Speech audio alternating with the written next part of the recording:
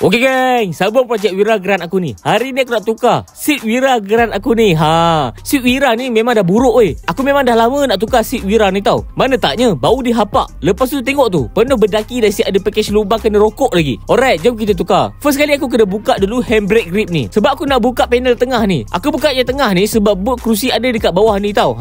Settle tu, buka steering pula supaya senang nak buat kerja.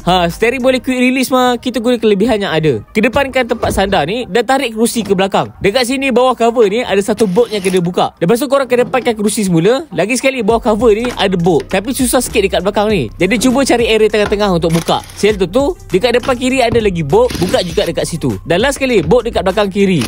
Mantap, mudah saja. Lepas tu korang angkat kerusi tu bawa keluar. Angkat dengan penuh berhati-hati tau. Kita tak nak calarkan mana-mana part kereta. Settle tu buat dekat lagi sebelah pula. Tapi masa ni aku buat kesilapan besar kan. Parking kereta rapat sangat dengan dinding. Jadi pintu tak boleh nak buka luas. Buat aku susah nak bawa kerusi ni keluar tau. So inilah dia geng, kerusi yang lama. Ni patut buang je ke ataupun boleh jual? So geng, kerusi yang aku akan gantikan adalah ini dia geng, kerusi semi bucket dari SS Cast. Yang ni aku beli second je geng. Jumpa dekat Facebook. Siap dengan tapak Wira lagi. Kalau korang tengok sini, span dia masih lagi elok tau. Tebal-tebal semua. Lepas tu kain dia pun elok lagi. Tapi yang rosak adalah sini patah dan sini pun patah. Depan dia kain fabric tau. Tengoklah kalau ada rezeki kan, boleh balut lain. Belakang dia pula jenis macam leather. So far aku memang puas hati. Jadi jom masukkan kerusi ni dekat Wira Grand aku ni. Tapi sebelum tu, kena pindahkan dulu tempat pasang tali keledar ni. First, cabutkan cover plastik dia dan guna soket saiz 17 untuk buka bolt situ. Mantap. Lepas tu pasangkan dekat kerusi SSS choose ni. Senang saja geng. Siap tu macam biasa. Kedepankan tempat sandar dia dan angkat kerusi masukkan ke dalam kereta. Tapi yang aku angkat first ni adalah belah penumpang punya tau. Sebab pintu belah penumpang ni sempit, tak boleh buka luas. Tengoklah tu, gigih betul.